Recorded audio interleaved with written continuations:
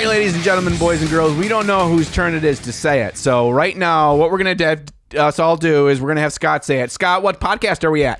Trapped under plastic. Yar. Oh, no, we're pirate plastic. Yeah. And you know, it's difficult to think of a different way to say trapped under plastic every single week. But that's the kind of commitment we have. Right. Well, I guess every other week. Every other week. Yeah. That's the level of commitment we have to you.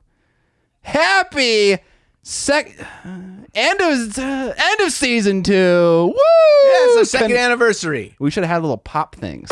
Yeah. So we could holy shit. So we could deafen people, the audio listeners. Or at least it's like, here's a gunshot in your ear. Boom. Yeah. And then we just do whippets. Oh, God.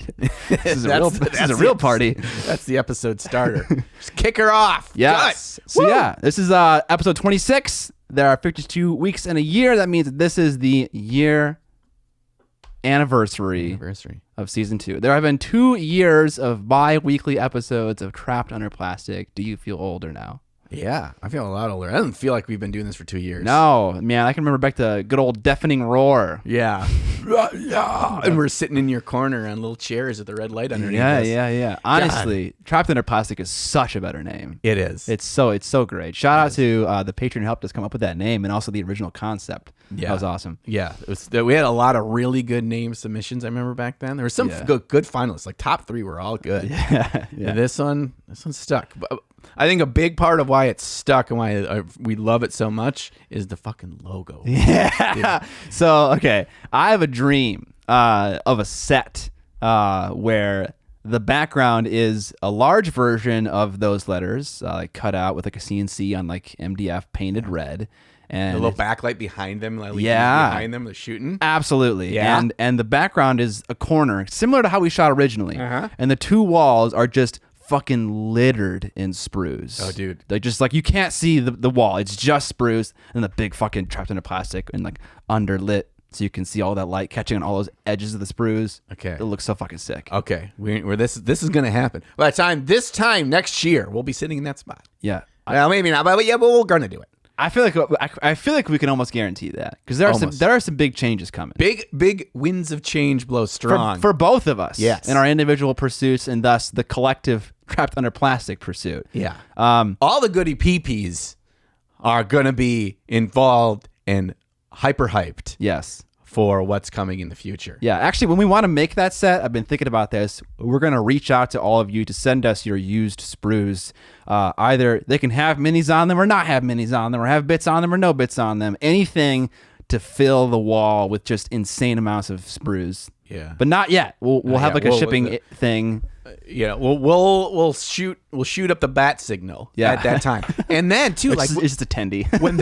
when they submit their sprues, what if you submit sprues, you sign your name on your sprue, please, so you're on the set. Oh, please do. That would be. God, this is such a great idea. Yes, I love that. This is kind of like Nostradamus seeing the future here. I recently have had a massive amount of sprues from a couple of projects. One when I bought this huge bits collection from a local dude, and I trimmed all the bits off. And I'm building this Adeptus Mechanicus army. Trimmed all the bits off. And I have all my Soul Blight Gravelar stuff. Yeah. Trimmed all the bits off. I have 4 massive boxes filled with sprues, empty sprues. And I'm like, I don't know. I feel like I can use this for something cool in the future. And this is that thing. I have all my Dark Eldar sprues. Unfortunately, I threw away something. I can't remember what. Okay, but we're good. But the reason why I'm bringing that up is because we're taking a break. John and I have to take some time to air out our dirty laundry. Is that what you say? I don't think that's the phrase, no. Iron out the laundry. Fuck it. We need some time. John is making a big transition in his life. And he is gonna get on top of his schedule. I need to get on top of mine with my impending Kickstarter. By the way, if you're interested in getting updates about that, there's a mailing list down in the description that you can sign up for. I send out updates every Monday. Yeah. And then other things like making. I haven't said this anywhere yet, other than my live stream, but I'm making weekly videos again. So there's a lot of things, and it'd be nice to have a little bit of bonus time to kind of get ahead of the work. Yeah. This is all in prep. This is not us taking a month off. No, there's no time off ever. In fact, this is us working harder than probably we ever have. Us lazy turds. Yeah. Both for our own channels and exciting things, but also stuff for this very podcast. We've got some fun, unique things in the works and things that we have to get our proverbial and physical ducks in a row. Yeah, you have ducks? And we have to buy the ducks first. Oh, right. That's part of the surprise. Yeah, and then we have to get them in a row. Yeah. And keep them there. Yeah. And not have Bullet eat one of the ducks. Yeah. So season 1, our guest is like 10 ducks. Ducks, right. And by the end of the episode, there'll be 7. Oh, no. It's like Saw. Yeah. Actual murder occurring on the episode. Yeah, I'm sure that YouTube will be fine with that. So we've got that. We have lined up a very interesting, very good time interview that will be debuting in season 3 of Trapped Under Plastic, and we kind of gotta coordinate the satellites, for that, and some other really good stuff. So we're going to be October, the month of October. We won't have a new episode, but first thing November 1st, we will have a new episode for you all there. So let's transition to other Preamble Ramble. Let us. Okay. You had to call me out like that. God damn it, John. First of all, you look at this beautiful rainbow. This is nothing. I just want to say you've begun something here. Yeah. Now, whenever you crack, I'm gonna bring. Yeah. Okay, this is the thing now. Gauntlets thrown down. You look at that beautiful rainbow inside the Vinci. I'm kind of sad because I have shown this cup in very small ways in like at least 4 videos, 3 videos, and no one has said anything about it, and I'm sad about that. About that, it's a Warhammer Weekly cup. Yeah, like look, it's Vince's cup or some shit like that. Or maybe I haven't looked deep in my comment sections enough. Yeah, but I thought I would get like 5 or 6 comments. It's a beautiful cup. I use this cup as well. It's a goddamn relic. Yeah. I was also wanting to point out the inside of the cup. I don't know if Goaty PVs can see it and pick it up. On camera, no, I'll just spill all the water out. Look at the inside rings. It's a rainbow. It's beautiful. It's a beautiful Vinci rainbow in there. And you take a picture of that for some kind of like asset somewhere. Yeah, you can use that. All kinds of assets. Some kind of artsy-fartsy B-roll shot. Okay, so my actual thing. Yeah, here's what he wrote. Is there enough thing as enough hobby space ? Listen. Your job was to write things professionally for people. Yes. What the fuck is this? This is me watching football last night. Oh, you watched the football? Watched some football. Started football. Eating some fun ball shrimp. Some shrimps at the crab bowl. And my stepfather-in-law is there because it's this is all related to the story. We'll wait. It's our annual garage sale that my wife and mother-in-law put on, and that becomes like a week thing from them prepping and pricing and getting everything out, and then they do that. And then right now, as we're recording, is day 2 of the actual garage sale. And so I was a little bit distracted, drinking a brewski, bro. I fucking hate that. Brewski. Anyway, as we're going through stuff for the garage sale, my wife always says, find stuff to sell. I literally have nothing to give. I have given all I can give. Other than my body. Yeah, I got rid of some dress shoes because I realized I never dress up anymore because I'm full-time work from home. So I had like 6 pair of dress shoes. Holy cow. Yeah, and I cut that down to 2, a black and a brown. There you go. So yeah, I feel good about that. Yeah, of course. Okay. Yes. So in going through other things in my my shop area, I found some toolboxes. Okay, and it took me back memory lane. Okay, so this first one was a small toolbox when I first started mini painting to put all of my stuff in. This little thing is about the size of an actual shoebox, maybe a little smaller. And then, I was like, I don't need this one anymore. We'll sell this. And underneath that was a slightly longer one, thinner. That was just for paints. That was my second toolbox I bought when I ran out of space in that first one to put more of my paints in. Mm-hmm. And then over to the side, the giant one. If you remember, I brought the first year we went to Adepticon, I brought this giant toolbox of all my painting stuff that probably weighed 60 pounds. And after one day of carrying that around the convention, I'm like, never again. Never again. Never again. And so I put those all out for sale. And it kind of led me down this path of, how your hobby space, no matter how much you have, at that point, I was painting up in my bedroom and this tiny little desk with just this little pencil case beside me of my materials. From that day till today, where I have a big room in my basement, and once again, all my space is filled. However much space you have for this hobby, doesn't it just seem like it all gets used? And soon enough, you're like, I wish I had more space for more stuff. Yeah. You get models completed and painted. Doesn't help that frickin' IKEA doesn't have any of their stupid stuff in stock for me to put my models on. They haven't had stuff. The local one hasn't had like any of their display cases in stocks for 9 months. This is definitely like a COVID thing, right? It's gotta be. Yeah. Is it like the glass pirates are out there stealing all the glass off the ships? And like, no, you can't have any of this glass, IKEA. So I found that having more space for your hobby doesn't necessarily like equate to any positive thing. It just means you fill more space, and there's more space for you to have shit accumulate. Yeah. And I don't know if Goody PPs have experienced this in their hobby journey, or if you ever are feeling like, I just wish I had more space. It's one of those things where it's like, oh, if you wish you had more money when you had it, and it's like, I don't feel any better. Right. You yeah. know? It's like, I wish I had John's space, but he still has the same problems that you have, kind of thing. I would say that this is probably true in all hobbies, right? Sure. And really in everything. You get a bigger kitchen, you just use up all the space, right? Yeah. You just buy more gadgets and shit you're never going to use anyway. Right. How much of your space is efficiently packed? All of my cupboards and everything is very efficiently packed. Wow, good job. The problem is, because mine aren't. I have some drawers that are like fucking chaos. yeah. And I think that there's a level of efficiency that you need to be okay with not being 100% because it's used a lot. If it's super efficiently packed, but that makes it a pain in the ass to take out 7 totes and move things off to the side because it was all set up like a Tetris block in there to get to the one thing in the bottom that you use a lot, your super glue or whatever. And it's like, it's not super efficient. I'd rather be 80% efficient, but more readily accessible. Well, yeah. I mean, that comes down to just having the things you need more often, more available to you. Sure. But like all my storage stuff is really well kind of designed, I think, but it's all full now. Yeah. So now I'm to the masses of stuff is now accumulated elsewhere. I've got a little couch down there now. You see my little couch in that room down there? It's got crap all over the top of it now. Oh, no. It's all hobby stuff. I mean, whenever you come here, that coffee table over there is just littered with shit constantly, right? Yeah, dude. Today it's all Song of Ice and Fire. Yeah. Sometimes it's other board games. Yeah. I mean, shit back there, always.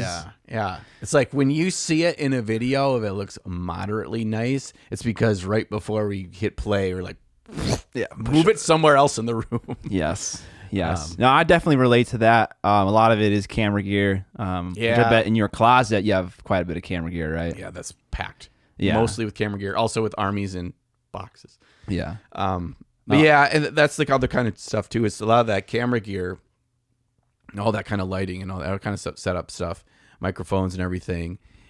You're not gonna take, at least I'm not gonna like take down all my stands and all the tripods and everything like in between shoots. I'm not gonna take an hour to put everything away and put it nicely somewhere, and then in 3 days I take it all out again. Yeah, who so kind of fool would do that? Yeah, who would do such a thing? Goddamn.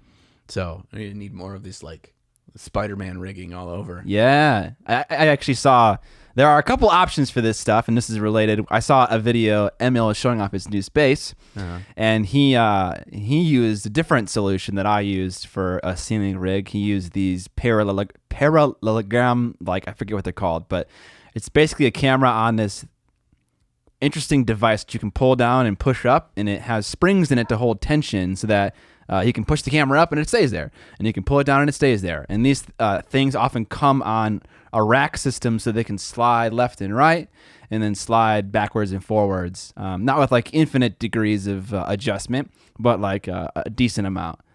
That's like the actual cinema solution to a thing like this. This is a little bit more DIY because like these railings that you and I bought, they're for like railings and like parks and stuff. Yeah. But I mean, it works. Serious construction in like public spaces. Right. So, yeah. old ladies don't fall into the the crick. Exactly. So yeah, I saw his solution and I was like, oh, that's cool. He bought like kind of more the legit thing. He has like a bar above his desk where he has that functionality.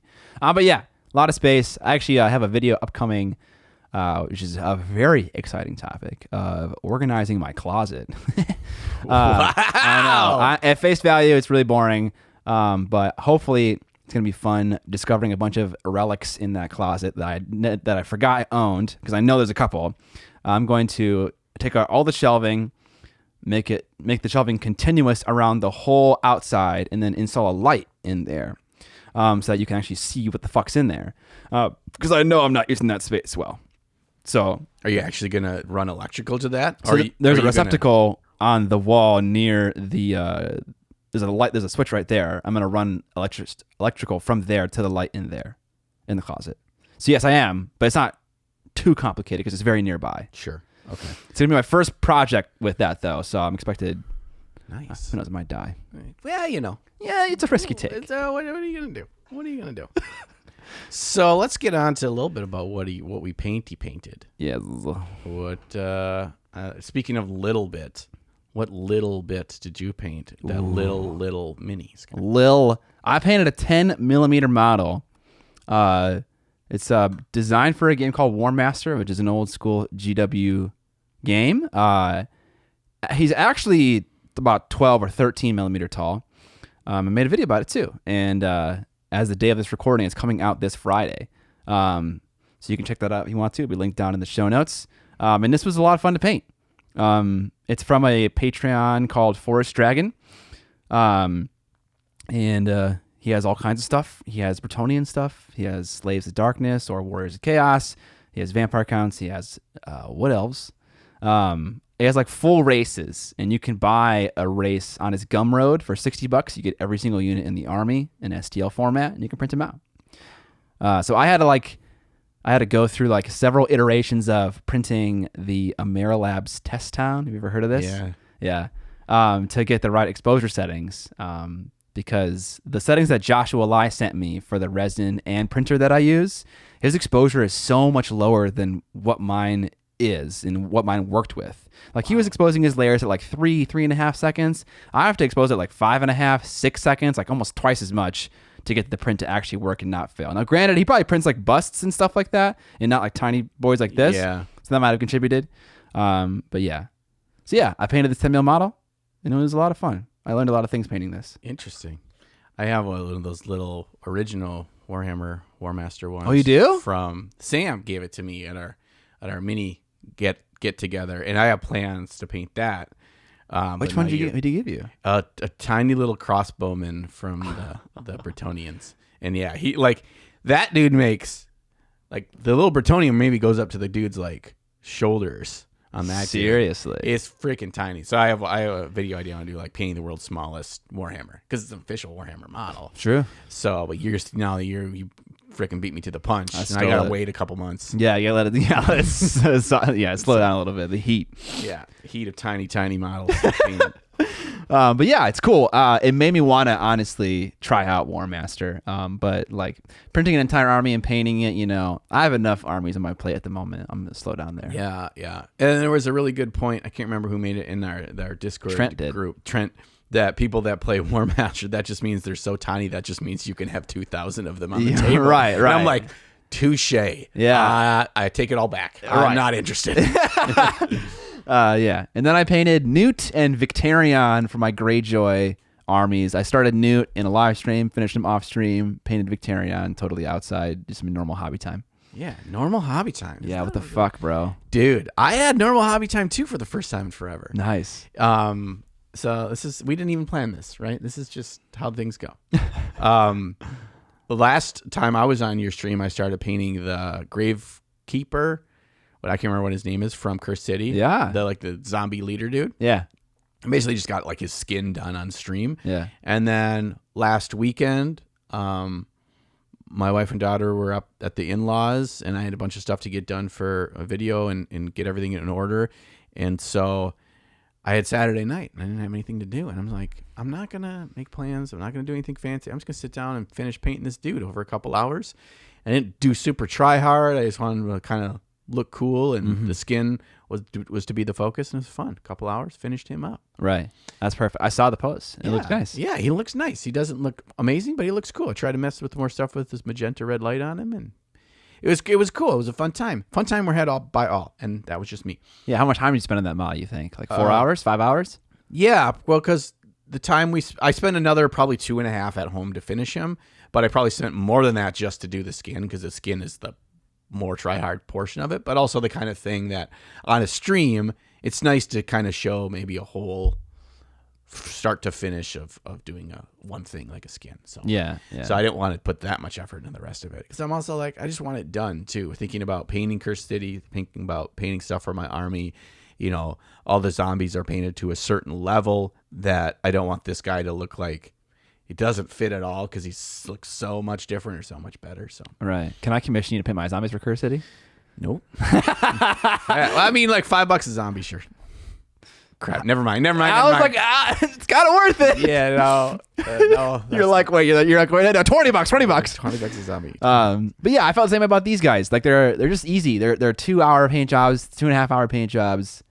They look fine. They look especially good when I put them all in a little group together. I'm really happy about that. Feels good. It feels good anytime like you're just dealing with one model and it's part of something else. Like it just looks so much better when there's other things around it to go with it. Oh yeah. It's kind of weird how that works. I never really kind of thought about that. Yeah.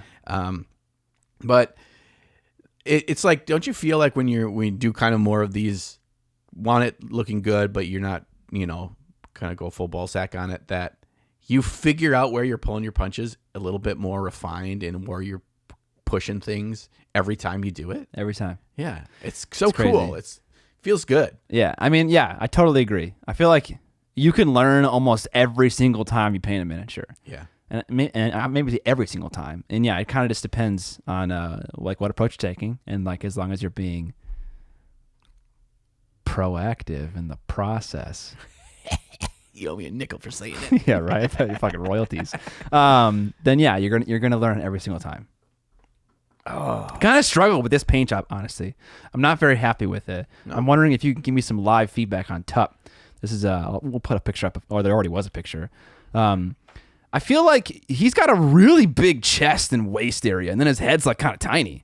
He's pushing out his nips. Yeah. And so I was kind of struggling to like organize all the colors in a pleasing way, and I was like, what should I do? And so I filled in his helmet visor and gave him glowing eyes and gave him red hair, just to kind of like make that area a little bit more interesting. Mm-hmm. He has all this really intense like squid like filigree on his helmet and his breastplate, and it was, it's kind of hard to paint when the detail isn't that crispy. Yeah, and it's because it's not crispy, it's harder to kind of like for your eye to catch all that detail. Right.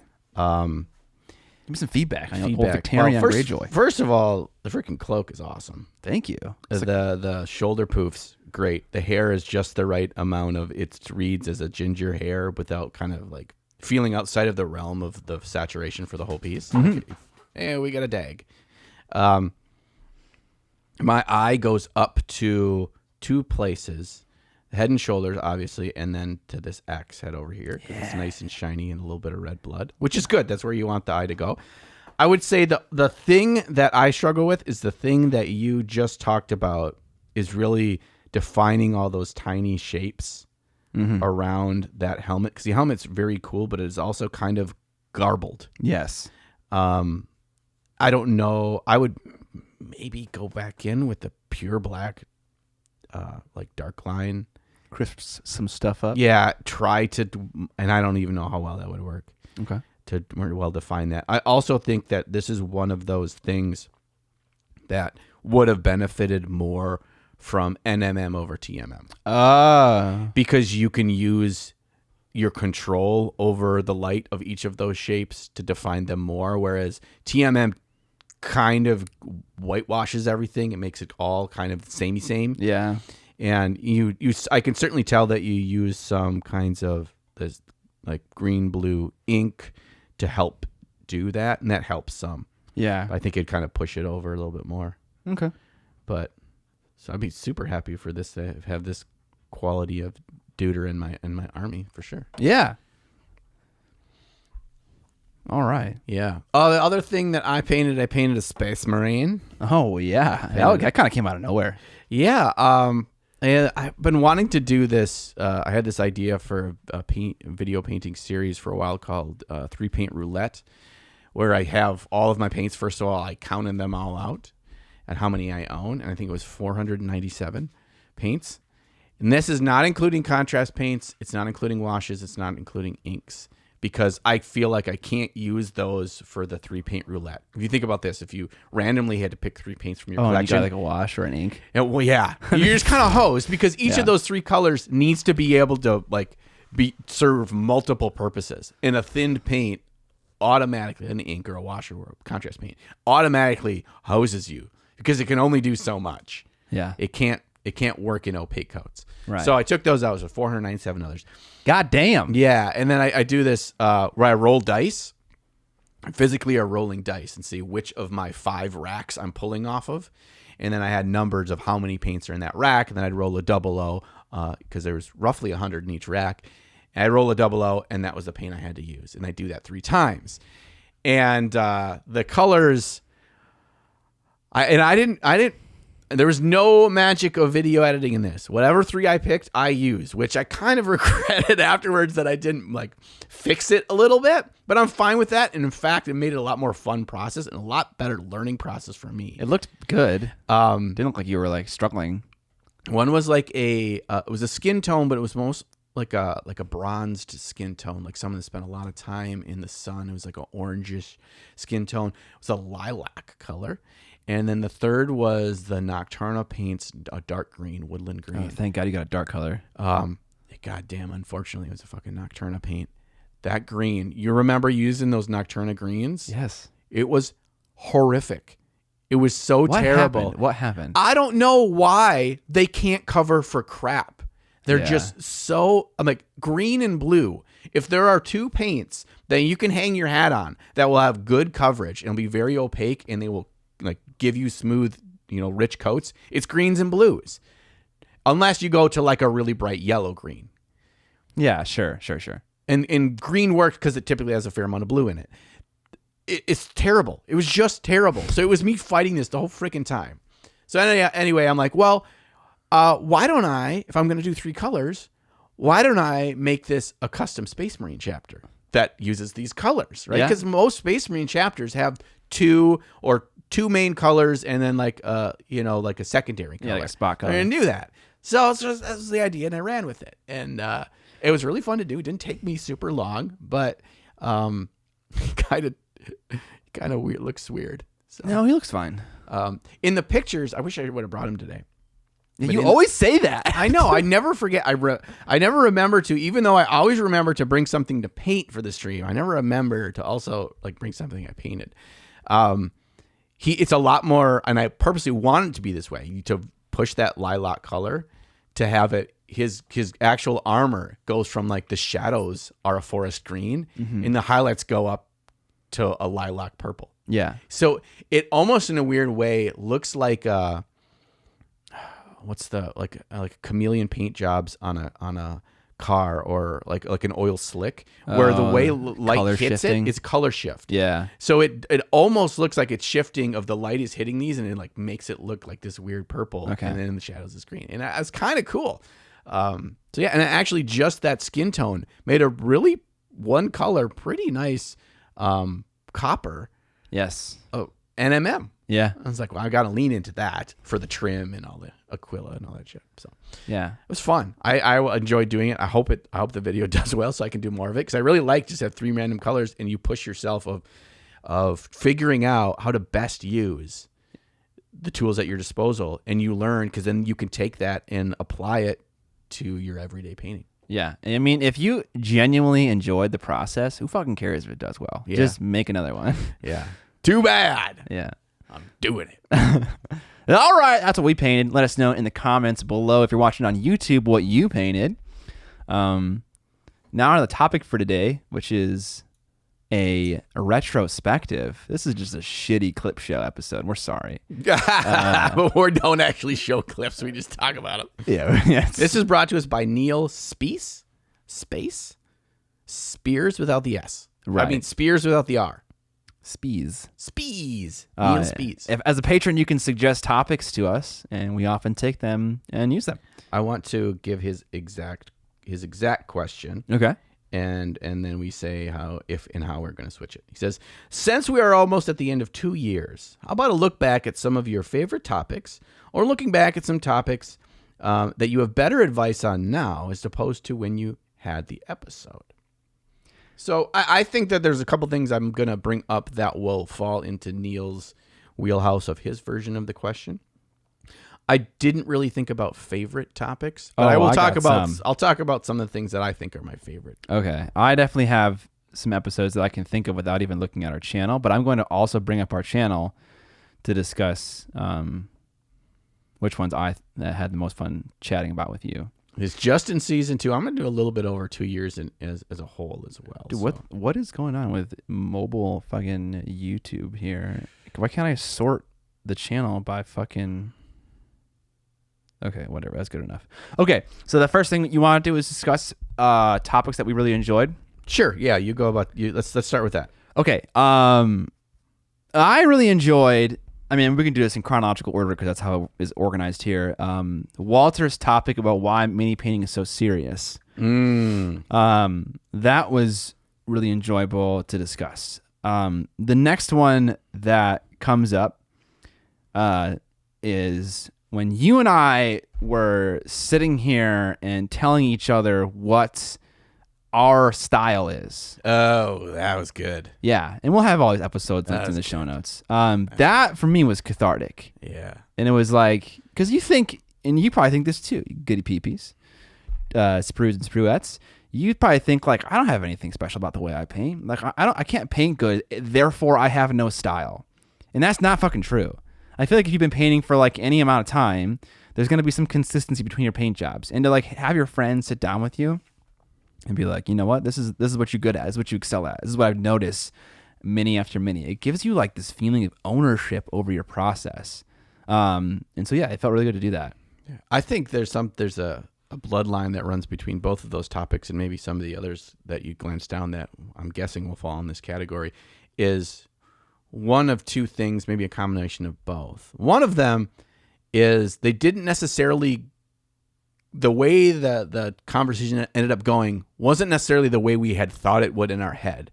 And so you have this kind of like, whoa moment, right? Where things went into place. Yes. That was, it felt like this is a really cool experience just talking through this. Right. And, you know, having the sprues and spruettes along to kind of go with us. And the second one, I think, was that we kind of learned something, you know, a little reading rainbow moment, you know, of learn something along the conversation that we didn't expect that we were going to learn something. And because in a typical episode, we're just throwing stuff all over the place and just having fun. And not that we don't have some interesting aha moments, but those I felt were like deeper, like, whoa, okay. Yeah. I learned something about myself today. Right, yeah. That was the kind of thing where it's like we didn't really need to like try to come up with content to discuss. The discussion just flowed naturally. Yeah. One that I really look back at because I just scroll through these in like kind of emotional reaction. Yeah. Of like look at all these beautiful thumbnails that I've made, by the way. Yeah, those are some just tight stuff. Giant face and huge text. Or just a red X. Doing a recap of IncyCon stood out to me. Yeah. Mostly because that experience was so good and it's kind of so needed. And I didn't realize how much I needed that when we were going into it, driving down there. Yeah. To kind of recharge the battery, to kind of remind in these times of being so separated of how much like community and interaction and dealing with other painters is so important in this hobby because it's a solo hobby. But when you become a part of a friend group or a community or just the hobby in general, as all of us are a part of, and the more that you kind of take the step into that, the more you realize that's where, at least to me, maybe because I'm an extrovert, that's why I'm this way. That's the part that really like puts this hobby over the top for me is something that I'm going to do for the rest of my life. And so talking through that and just laughing over it, the stories, and that episode was a lot of fun. That's kind of one of those ones that I'll go back and I'll listen to that again 6 months, a year later. Yeah, you get to relive it a little bit. Yep. So that one was a good one for me. I really enjoyed ranking miniature war games and miniature board games. It's just fun to talk about like the experiences you've had with the games. Like, I didn't realize how important gaming was until recently to me. I have a whole new lease on life when it I'm not even fucking kidding. When it comes to the hobby and really beyond, just because I have a game that I'm actively interested in. I don't know why I'm not like super actively interested in Age of Sigmar. I don't know why. Okay. Maybe it's because the models in ASOIAF just come ready to play, and like you can go and buy a fucking box and use it in a game 10 minutes later. There's a bit of like an instant gratification side of that. Yeah. Of just maybe that's something. I want to do a thing. Like, like I'm guessing the timeline of this, because I have no idea of the actual details of when you and Curtis, sorry, Curtis has a cough in the middle of his name. It's really weird. Curtis, we're like, let's play. Between that moment and then actually playing was like 100 times less time than it would take if let's play 40K. Yes. And do it because of all the in between. Yes. So you got to get to the excitement sooner. Right. Like, I remember we were like, we're going to do this. And then I went camping and I brought the rule book with me and I read it while we were camping. And then I had ordered the starter set, a Heroes box, and maybe one other thing. And it got to me when I came back from camping, and we played that fucking day. Yeah. And it was just like, holy shit, this is great. Let's do it again. But anyways, so about those episodes, games are super important to me. Sometimes I wish I was just the guy that painted display models. That was my thing. Mm-hmm. And I was as good as those people are. Mm-hmm. But like, I'm not. I'm fucking into the games. Yeah. Like there's a tournament on the 25th of September at Dreamer's Vault in Burnsville, Minnesota. I'm fucking going. Are you, dude? Yeah. Dude, can I bring the Zuzubuelo along? Yeah. Just fucking annoy the shit out of everyone. Yeah. So me and Kirst have plans to go to that. And like, so yeah, it's important to me. Yeah, I wonder when you say that, we think back that how you ranked that game in our rankings. I don't think I killed it. No, I was right. I remember. I feel like it was middle of the road. Yeah, I think it was. Yeah, I think it was. I forget what we did. Like S was the highest, and it was like A, B, C, D, E, F plus or something. Did I do that? I don't think I did it dirty. Yeah, I don't know. I feel like we ranked it very similarly too, because I had a good experience when we learned it from the CMON folks at Adepticon. Yeah. But never. It's one of those things. There's all these kinds of things when you go places, new game at the game store, hype, or hear about it on Kickstarter, blah blah blah. That if there's not people around to kind of keep those juices going, I think that's a big thing that you have with you and Curtis. Yes, is you have the constant like feeding off each other on it. Yes, that's so huge. If you don't have that in your local community, it doesn't matter how much you love the game if you just don't have people to play with. Yeah, and it's always like I'm gun shy, right? Gun shy about games like Infinity. I'm gun shy about games like this. Right. That I heard nothing but good things. Yes, but I'm just like, am I going to commit? Yeah. If I don't even know how much I'd get to play it. Yeah, and even like if you and I going on a game together, we live like 2.5 hours away from each other. Yeah. So if you want to play, it's a fucking thing. It's you have to plan it, and it's like it's not just like, oh, Amber's going to bed. Let's stay up until 4 a.m. playing games. Yeah. It's not that easy. Yeah. Well, you guys just need to move closer, Scott. And this could be you first. I live in a cooler place. Cooler place? Yeah, dude. Twin Cities is way cooler than Rochester. I can come to all the cool things whenever I want to. And what do you gain by living there? A big ass house. The dollar and cost of living is much, much better. Yeah. That's true. Yeah. Okay, we'll meet in the middle. We'll meet in the middle. Lakeville. Where's that? Oh, Lakeville. That is right about in the middle. Yeah. Okay. I'm going to throw this back on the table. It's a little bit east, but it is roughly in the middle. The castle. Outside of Red Wing, there is the castle that's still for sale, dude. All right. Buy the castle. It's on like 40 acres overlooking the Mississippi River. Amber did say she wanted a place with more land. Yeah, and you have the forest. Like we could go out with longbows and kind of prance through and shoot at the woodland animals and eat them for dinner in our castle. Okay. Yeah. It's only like $1.5 million, dude. Okay. Yeah. That's like, We can make that work. that's like, several orders of magnitude more expensive than my house. But look, it's an investment. I mean, it actually is. Right. Think how cool but videos. it's not done yet, though, right? Well, it's okay. The castle needs some reno. It's like 15,000 total square feet. Dude. Like 7,000 of it are 100% finished. 7,000. I've been looking at like office spaces lately, and I'm like, yeah, I need like 1,000 square foot for like a big office. Mm-hmm. Just 7,000 square feet. Dude, there's so many offices still in there. Yeah, We can do whatever we want with. Oh my gosh. It has a grand hall with a long ass oak table with a fireplace on one side. Right? I mean, yeah, but then we couldn't afford the tour bus. It would be something to park it for sure, though. Well, I just think that The solution is just to get rich, okay? Yes. Okay. Right. That's always the solution. Always the solution. We just need to win the Powerball. Yes. Win the lottery. Buy that. Get the tour bus. Also, Stu, patron Stu, told me that we need to scrap the tour bus idea and instead invest in a tour Zeppelin. Oh my God. And then we can just slowly fly wherever we want in the tour Zeppelin. Yeah. That's great. I love that idea. Nothing bad has ever happened to Zeppelin technology. Yeah. So I feel like this is a shoe-in. Okay. So that's Nothing where we're bad has going. ever happened. Nothing bad has ever happened with Zeppelins. No violent eruptions of flame. Yeah. Yeah. So anyway, yeah, you just can't have any open flames on the Zeppelin. That's the key. All our food is cold.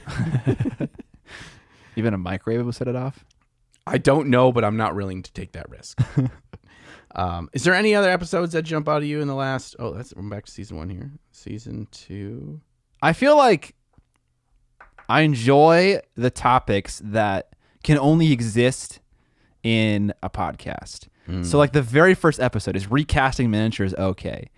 The reason why that works so well is because it's a conversation between you and I. Yeah. There is no right or wrong answer, I think, because there's so many different like things to think about when asking that question. There's so many different situations. Lockie from Zorp was talking to me recently about Forge World. He said about a 12,000 point Forge World army. And I was like, holy fucking shit, you're in Australia. Like, did that cost you like do you have to refinance your house to do that? Like, you have a kid, man. You can't be doing that. And he's like, actually in Australia, you are looked at in a poor light when you're not buying from the People's Republic of Forge World, aka China Cast. It's just like it's just not like the game wouldn't exist in Australia if not for recasters, which is a very interesting perspective.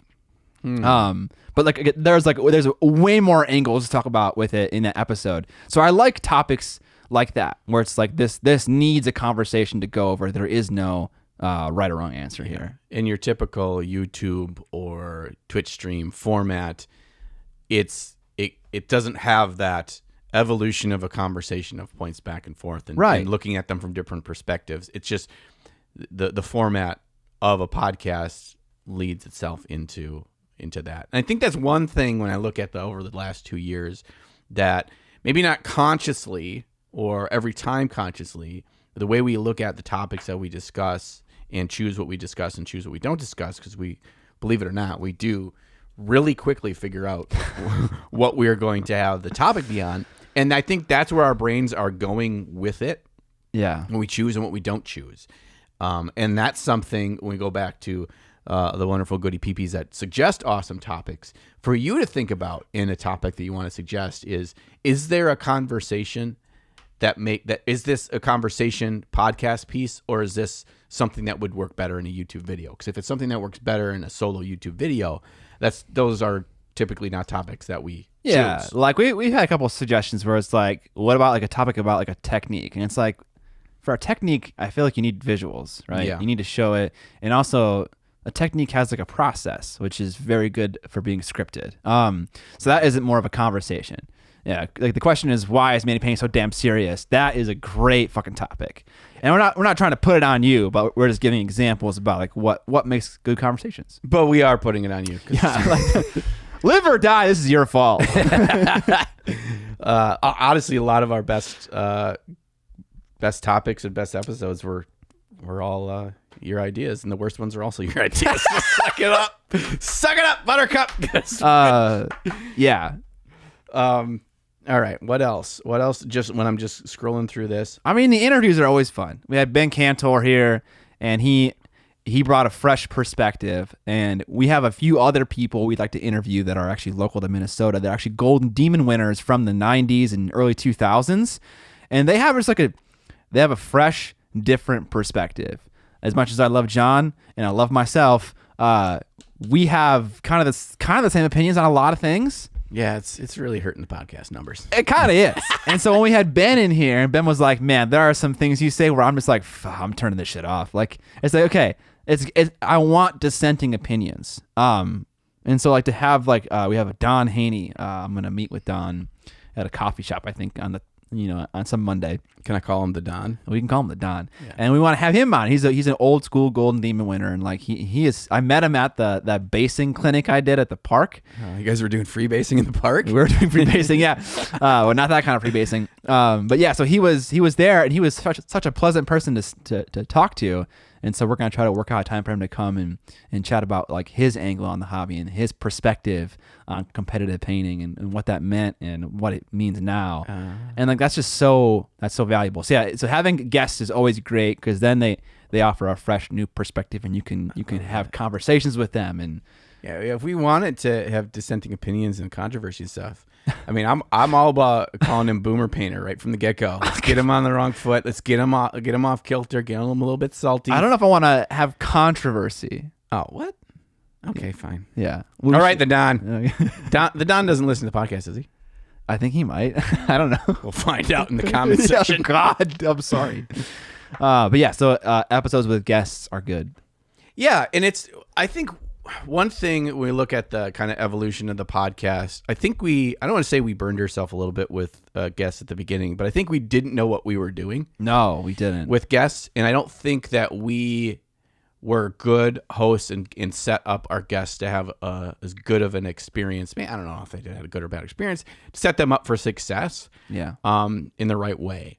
And so I think we're closer on that track with like the way we had with Ben. And even though there was a pretty big gap between our last ones with like Goobs and Sam Lenz, between them and then Ben, I felt like just by us having done more and having kind of thought about those guest episodes, I think it was better. We still got a ways to go.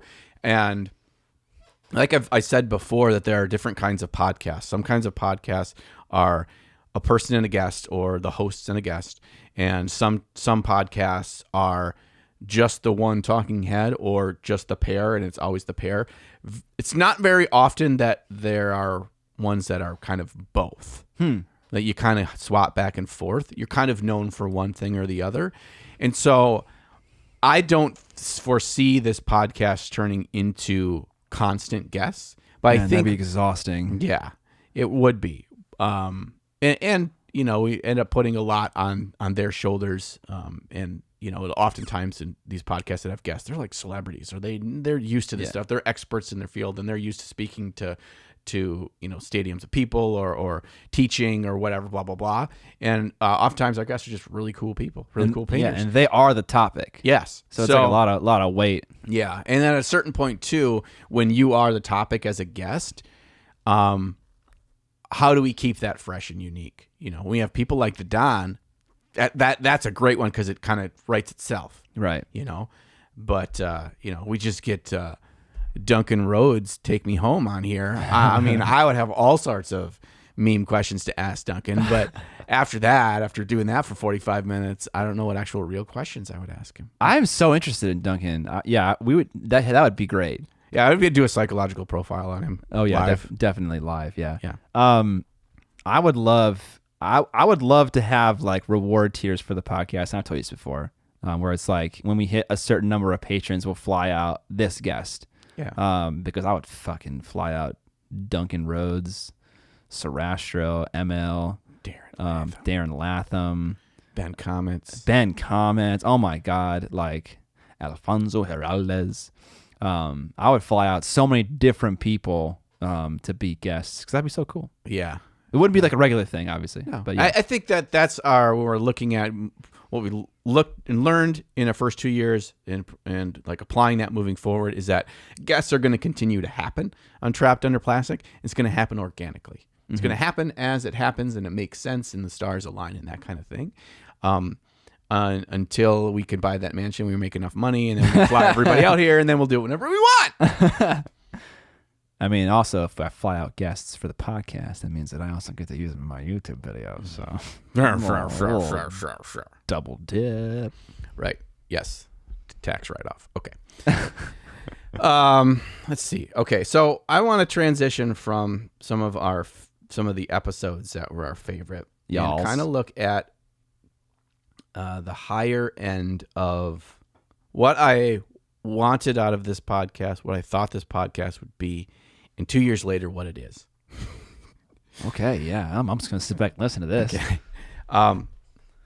I kind of thought going into this that it was going to be more about us having those deep dive conversations about various levels of depth of the hobby. Okay, some really heavy stuff to beginner oils to, is recasting bad or how good are 3D printers really or that kind of stuff that are really hobby focused. And we've done that, and those will continue to kind of be the skeletal system is around what the hobby is. But to me, what this podcast is really become kind of slowly in its identity is around two things. One, it's about just having a hobby hangout with your podcast buds. So when I kind of came to this realization, and this was in season 2, I put less weight or stress on finding the perfect topic, finding the one that most people are going to click to listen to, finding the one that we've got the most hot takes on. And we still are going to have opinions on and have good discussions about anything.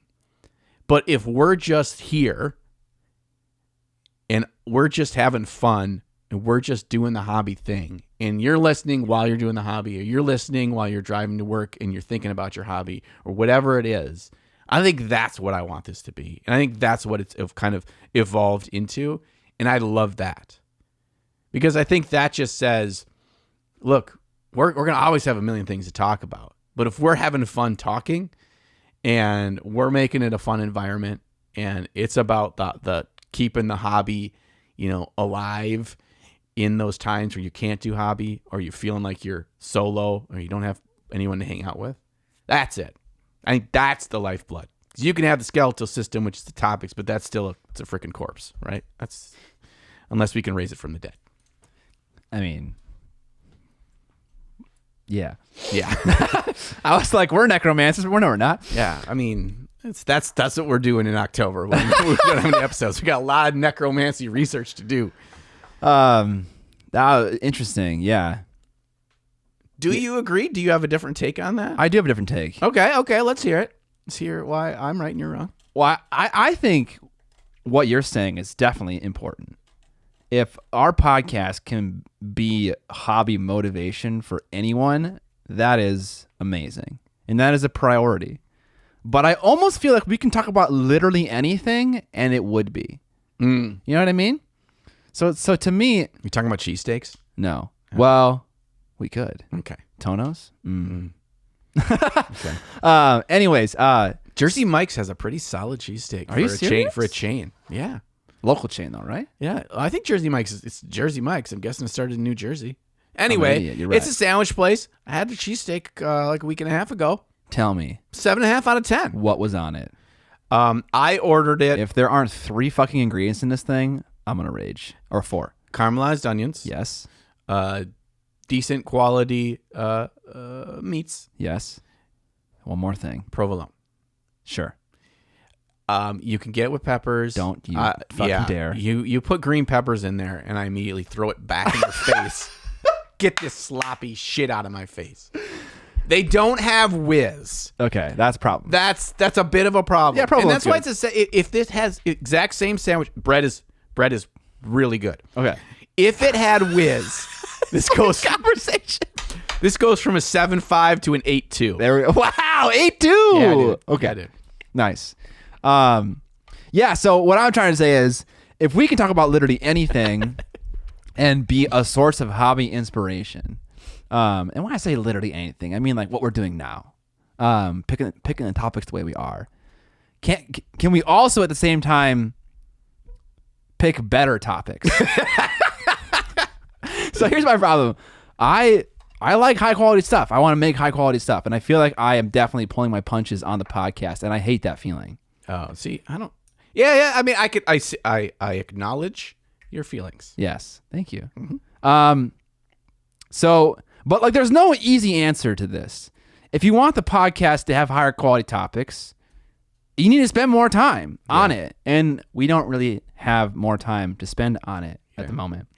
If we had like a team of writers and they could like research topics for us and they could like kind of give us like a skeleton of each episode, that'd be great. Because there are things where it would require some work to think about, or at least some foresight. Like you had an idea for season 3 to have like a list of all the best painted miniatures that we liked from a year prior. Yeah. And so some foresight would be we have to actually know we want to do that and can keep a running like tally of our favorite ones. Yeah.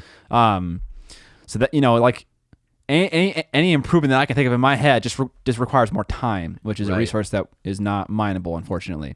So I don't know how to reconcile that in my head. I feel like I would love to figure out a way to organize the podcast where it does not require a topic. And there's just segments that just like almost like, I don't even know what to say. Like they figure themselves out. Sure. I mean, kind of like when we have stuff like the What We Painted, the news, the Preamble Ramble. Exactly. Those. And when we started out, we didn't have all of those. And they kind of developed because we realized that these were the things we ended up discussing anyway. Exactly. And we end up probably at this point spending almost as much time on our non-topic discussion as we do our topic discussion. 100%, yeah.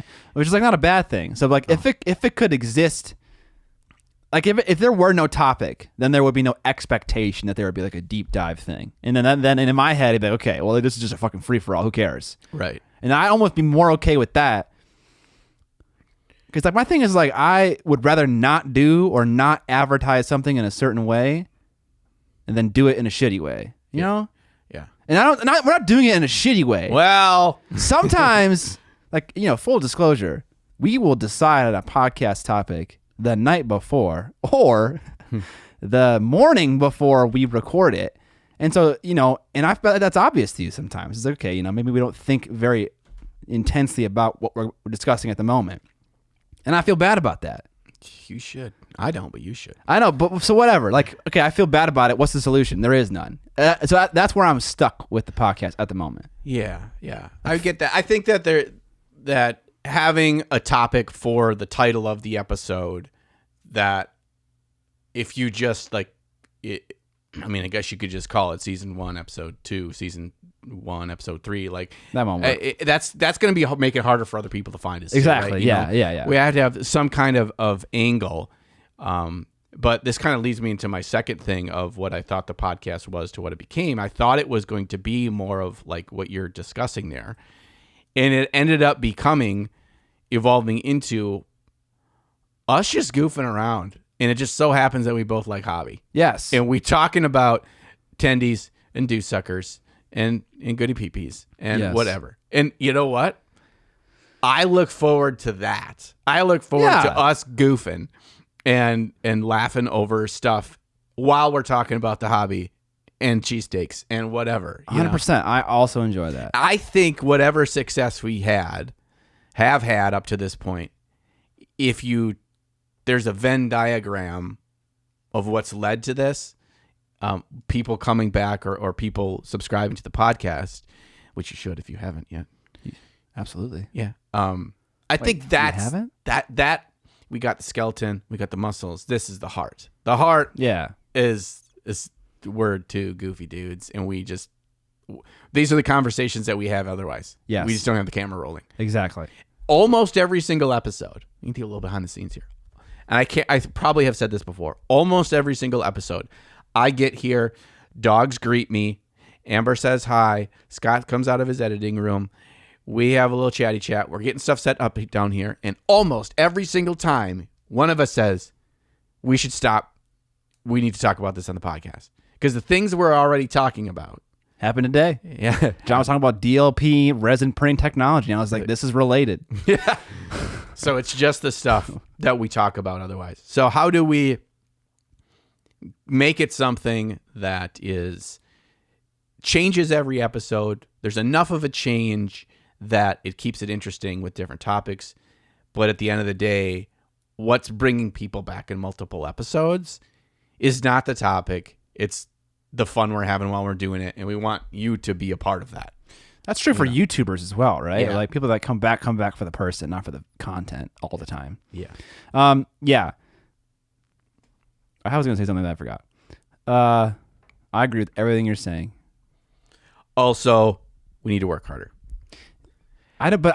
We can't. Yeah.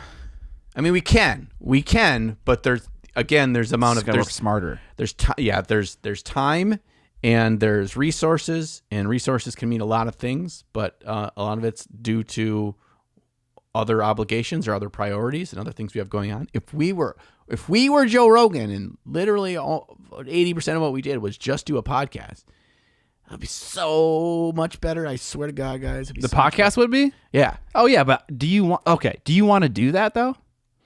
Probably not.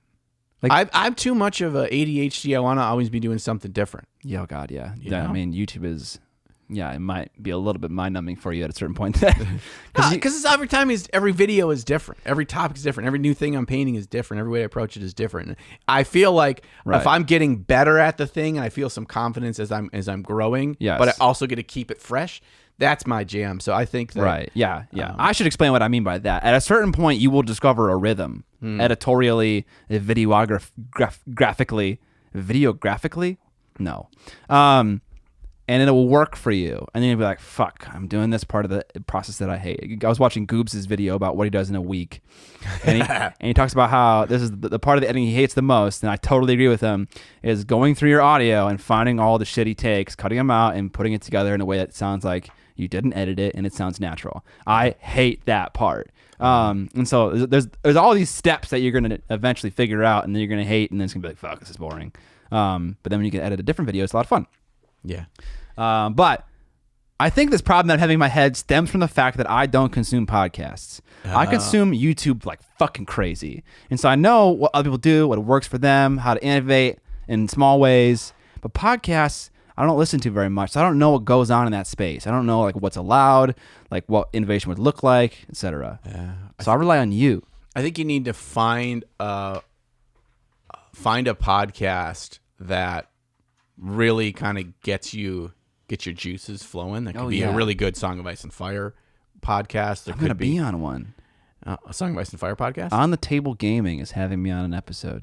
Wow. Okay. So something like that, or some of your other wow, your other non-related interests. It could be about horror movies. It could be about some weird. Last podcast on the left is a great example of. It's about like them telling real stories of actual serial killers and the whole story, like real life crime drama kind of way. And it's just guys like they're goofing, they're having fun, but they're telling. It's like if you find something, you will actually. I find that. I've listened to more podcasts now and watched less YouTube because I can use my ear holes to pay attention and use my eye holes to paint model, build model, do whatever. A lot of the YouTube stuff, I require a fair amount of looky-loos. Yes. And I can't looky-loos and painty paint. Yes. You know what I'm saying? Yes. So I understand entirely. There can maybe a good jam there. Or you find something that both you and Amber like, and you can do it in 15-minute chunks while you're walking the dags. The dags. You know, there's some good things like that. A little headphone splitterino. Yeah. Yeah. Just don't watch out for, you got the noise canceling headphones. You get run over on this. But But yeah, I think there's that. And we've had some discussions, and we actually have a list started of like a topic idea for the end of the year. That we're going to start throwing some stuff in. But you're exactly right. There's a certain amount of things that require research, that require us to flex our Google foo and to put in notes and to read a bunch of stuff and to reference and stuff. Yeah. And though we haven't done very many topics like that, probably the closest ones we've done to that is our ranking of the games, board games and war games. Because we sat down and thought about all the games and then read all the feedback and scored them and stuff like that. Yeah. So there's the thing. And here's two questions I got for the Goody Peepees. Okay. To put your thoughts in either the comment section below on YouTube, or if you're a patron, put it in the Patreon, message us there. Yeah, you can comment on the episode or you can message us either one. Yeah, comment on the episode in the Patreon. That's how that works. About two things. One, do you see that direction of doing more researchy things is something that would be a big beneficiary to the podcast? Would you like it more? I feel like the answer is yes. Why wouldn't it be yes? Would you? I like it, but I don't want every episode to be like that. Or keep doing what you're doing, let it evolve naturally. Okay, that's the first question I have. Or related to that, there's something else part of the podcast that you think you'd really like to see more of. Kind of, I'm talking more on a general level, not like do this specific topic. We got the spreadsheet that you can send out your topic ideas for that, but like kind of more umbrella policy here. Everything falls under. Number two, if you have a podcast that you think Scott should give a try, give us the name of the podcast and a 1-sentence sales pitch. 1 sentence. Yeah, you got 1 sentence. No run-on sentences. No, I'm just kidding. Whatever. Maximum of 3 commas. I'd read the comments for the podcast. Yeah. So if it's going to pique his interest by your 1 sentence of why he should listen to it, maybe we might get Scott into the world of PCasts other than his own PCast. That'd be good. Yeah. So I can understand how this world works better. How does this work? Oh, I appreciate you trying to solve my problems. Thank you. That's why I come here every other Friday. Yeah, John's my therapist. Yeah. Okay, do we have anything else that we want to talk about in retrospective of 2 years in the PCast? Is there any other things that you're like, man, this is, we do it all over again. This is what I would do differently. Or is there anything like we do it, the podcast is so much differently now than it used to be? It's kind of a really big general question. I mean, the only things are the things that are obvious and that take time to do. I would love a space dedicated to the podcast with camera set up all the fucking time. All I got to do is put an SD card in it. And then I give the SD card to a person. They edit it. They make the thumbnail. They upload it. Literally the only thing I do is show the fuck up. Yeah. Also, in any work that relates to the content, like I can fill out the news section like in between episodes. That's fine. That is the step required to turn this into a weekly thing. That, and also probably John living closer or I living closer to John. Yeah, well, that's why you have a producer that figures out all that for us. Yeah, bring the limo by my house. Yeah, sure. But yeah, that's the thing. Like, just anything to make the production easier, that would be amazing. Yeah. If that could be fixed. But that's you can't fix that. And maybe that's something we look at. That's something we haven't put a bunch of thought and research into ourselves. Again, another thing that takes time for us to kind of do some digging on that. Yeah. But maybe that's the next step, is we kind of figure out, is there someone that did do a producer role in that fills out the podcast agenda for us and gets us a note of, this is, you guys need to look this over by Wednesday prior to shoot. You need to ask any questions. If there's additional news, because maybe they fill in the news for us and we find our own. And here's your homework between now and then. You need to each do blah, blah, blah, blah, blah. And then they do the editing. If we had that, that would be great. I just don't think that we're big enough to really ever legitimize that kind of. I know. We need someone to do it all for free. No, that's not what I want. Oh, okay. I mean, okay, that one would make me feel guilty. 2, I couldn't tell them to do what I want them to do. Yeah, that's true. The big thing about that. And I am a bitch to collaborate with. I am very picky, and I want to be able to do that. Yep. It's true. I sent Scott's like asking me freaking 9th hour yesterday. Hey, can you send me some panning video of your unicorn? And I'm like, sure. John has a real unicorn. Yeah, I have a real unicorn. He lives in on my a backyard. unicorn farm. Yeah, but it's the last unicorn. There's only one left. And so I just whip out my camera because I have all my cameras set up for the filming that I'm doing for my current video. I'm like, let me pull out my higher quality video app on my phone and sit in my swivel chair, hit play, and then just swivel with my camera across. And it looked okay. It didn't look amazing, but it looked solid. I'm like, fuck it, this is what you get. And then send it over to him. He's like, bro, you sending me camera phone footage? I'm like, yeah. That's what you get? That's what you get for your 2.5-second shot that I'm sure is going to be really vital to the storytelling of your video. It's a joke, but it doesn't matter. Yeah. So yeah, what are we talking about? That you're finicky, right? But like, why did that matter? Oh, because we want to pay someone. Yeah. Because when I pay someone, I can fucking tell them what to do. Yeah. Do this. I mean, that's not necessarily true because I guess I kind of technically pay my wife, and she gives me a lot of pushback. Yeah, you don't tell her what to do. No, she tells me what to do. She's the one that comes into the editing den while I'm watching YouTube videos, and she's like, "What the fuck are you doing?"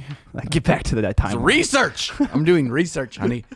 Yeah, that's like worst case scenario. You're paying them, and they're telling you what to do. Yeah, that's not what I signed up for. This is. Oh, Amber's editing this right now, going like the frickin' Count from Sesame Street, apparently. Now we're just kind of like, this is the portion of the podcast that you maybe are familiar with, where John and Scott like brainstorm things live on air that you probably don't have any desire to be part of the conversation. Right. And it gets really rambly. Yeah. So we're gonna stop.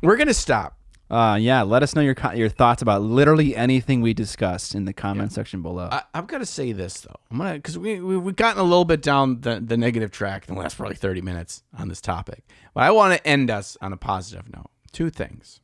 1, we have kept this up for 2 years.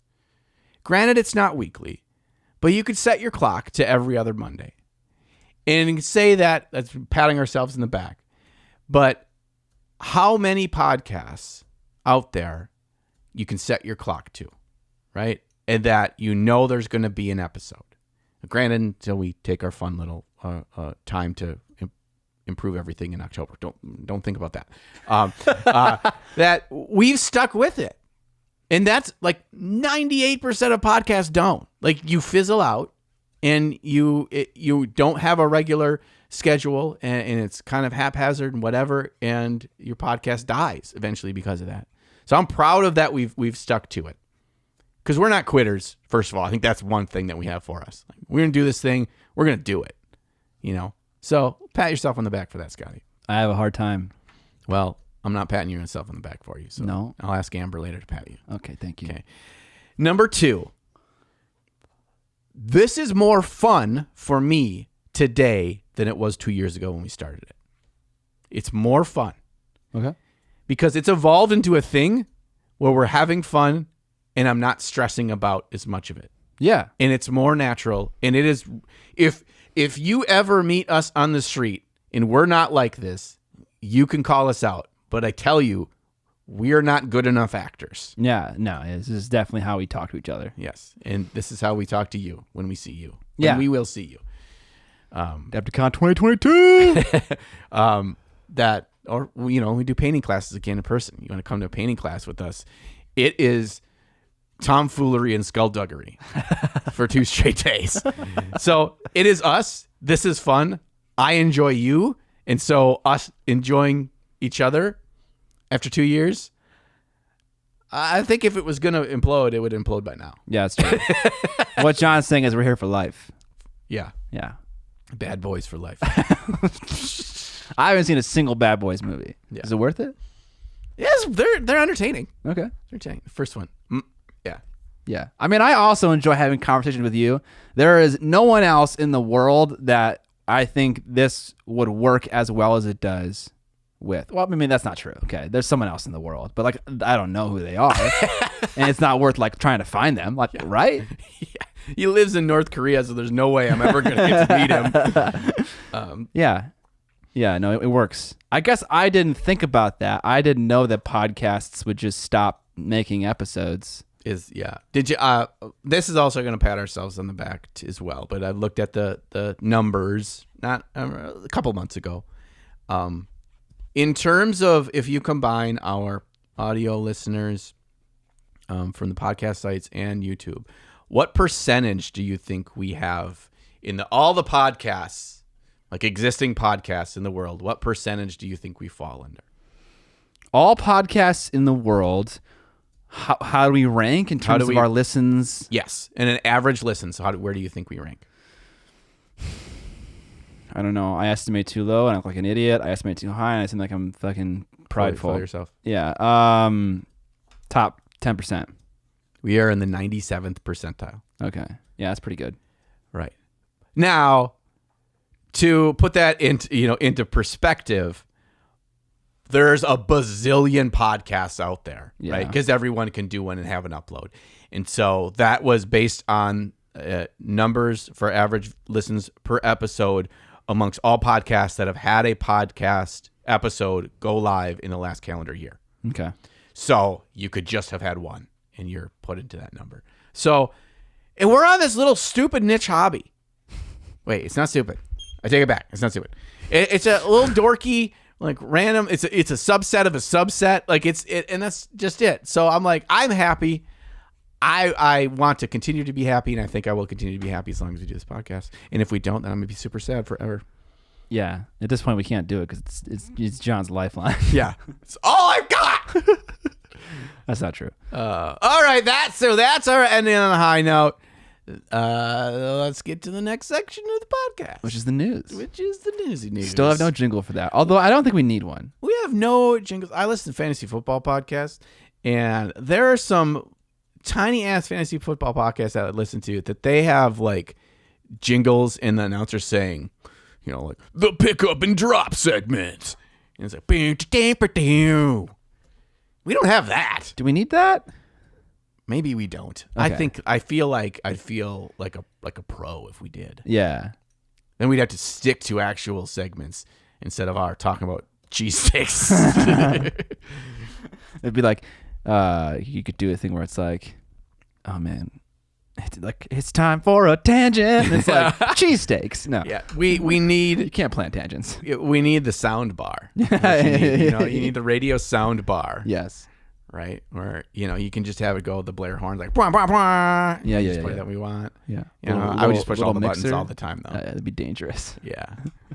All right, news.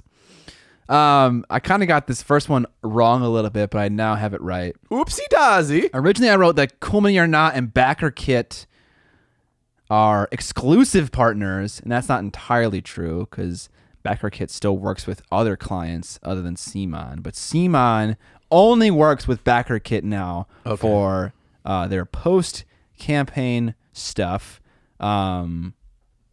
post-campaign management, which is significant. But what's cooler is that in this article, Cool Mini has raised over $100 million. $100 million on Kickstarter, and is the largest amount of money that any one single entity has raised. Cool Mini or Not is that. That's cool. On Kickstarter. Number one. Well, it doesn't hurt that they send out about 17 a year. So. But what the fuck? That's like our fucking hobby, dude. Yeah, dude. I mean, it kind of is and it kind of isn't because it's kind of like board games with miniatures. It's the crossroads where it's the crossroads. Everything converges. Yeah, what the frig, dude? It's still miniature hobby because like what games does CMON make that don't have minis? None. Well, there's probably some. There's probably some, but Yeah. it sounds cooler when you say none. Yeah. There's a lot. 9. Holy cow, that's crazy. That's a really cool little newsy news part. Like CMON is so important for our like jobs, I feel like. And we're not really realizing it. Don't you think? Am I crazy? I don't know. Are you saying we need to like have like CMON patches on the wall or something? No. Okay.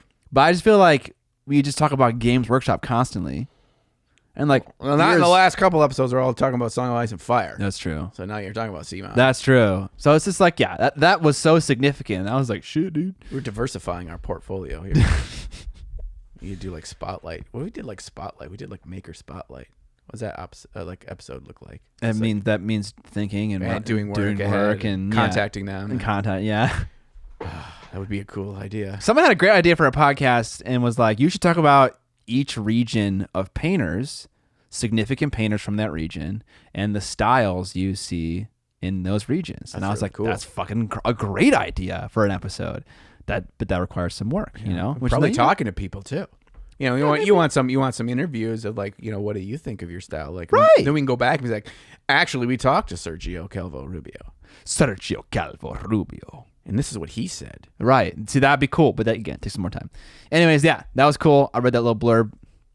Check it out. We'll have it linked in the show notes along with all of our other news items. Yes. Next one, Duncan Rhodes. Motherfucking Duncan Rhodes. Take me home, country road. So by the time this podcast goes live, we're still going to have some time left to back the Duncan Rhodes painting Kickstarter. The Two Thin Coats range. What a meme of a name. The Two Thin Coats range. Hey, leaned into it. I love it. You gotta lean. I love it. People expect something, and to you gotta just say, "Hey, I'm glad you expect it," because bam, here it is. Has Duncan Rhodes sent you any of his paints? He has not, but he, we've talked about it. Yeah, I'm curious to try them. I looked at the results he got with them, and they look very similar, at least in how they sheen, how they appear on the models. They have a high sheen, which reminds me of Citadel a lot. And then he has them organized triads, shadows, midtones, highlights. And shadows aren't shades; they're not washes, because he has his own wash line as well. And then also some metallic paints. Yeah, it's the Reaper triad thing. Yes. This Reaper's been doing this since the 19-decadies. So hold on. Does he have like specific colors that are designed to exist in a triad, like a dark blue, a mid blue, and a light blue? Yeah, they're put together in threes. Are they named accordingly, like blue 1, 2, 3, or like something similar to that? They all have random Citadel names or army painter names. It's like Bestial Brown, or whatever. Right. But they're all categorized in columns where there's shadow, mid, highlight. So that's, again, it's if you're new to painting, it kind of gives you some reassurance of the process that I should use. If I want it to be this color, here's the way I get that color. I do this one, then this one, then this one. Right. And as you develop as a painter, you realize that this triad thing is this is the matrix. It doesn't matter. I can use whichever one I want for whatever purpose I want. Sure. So it's kind of nice. Again, Reaper's been doing that for a long, long time, and they've had success with that as well. So,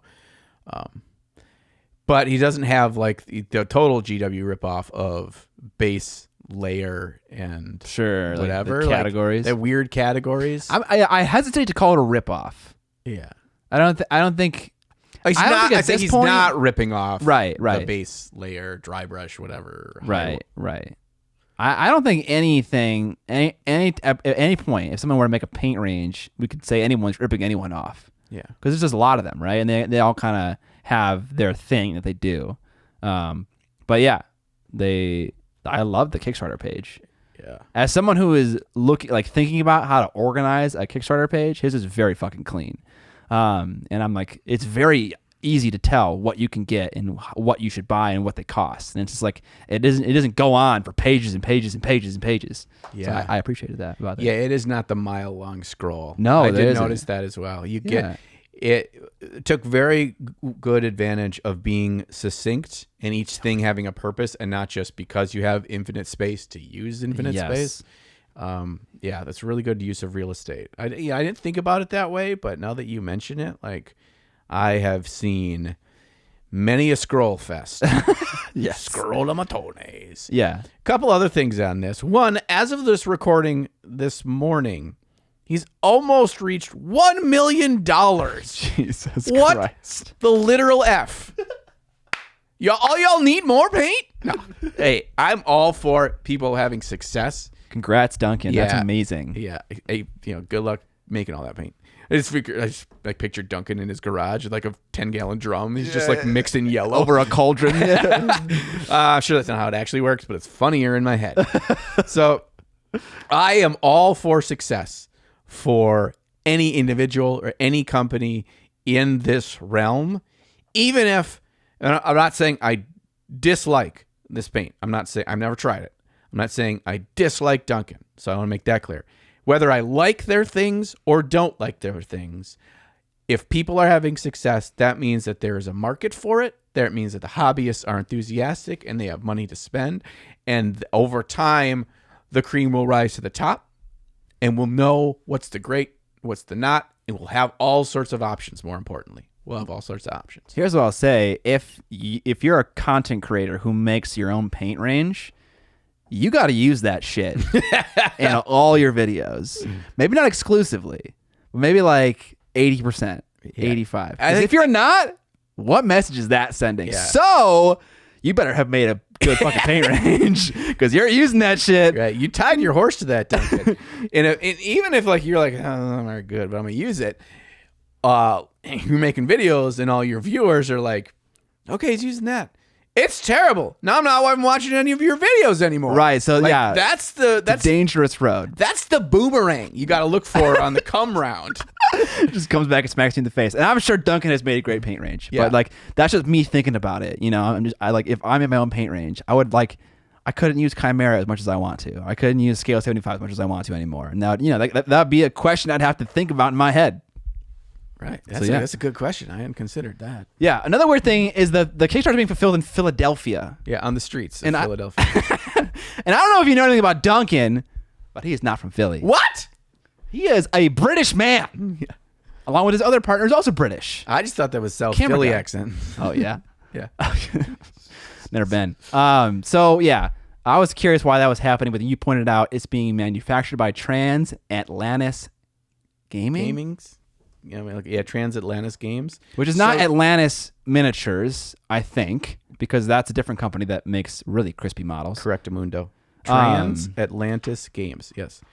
And that's one of the things, too, that I've been hearing a little bit about is people don't know that company. People don't, they don't have a reputation for either artist paints or mini paints or whatever. Are you giving me some gossip right now? Worry about quality control, worry about consistency, worry about all that kind of stuff.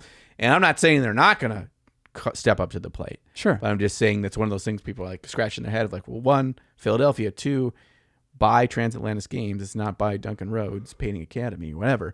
What does that partnership look like? Yeah. I mean, yeah, any content creator looking to make a paint range is going to have to partner with a manufacturer. Yes. Yep. So yeah, this is totally normal for me in my head. Right.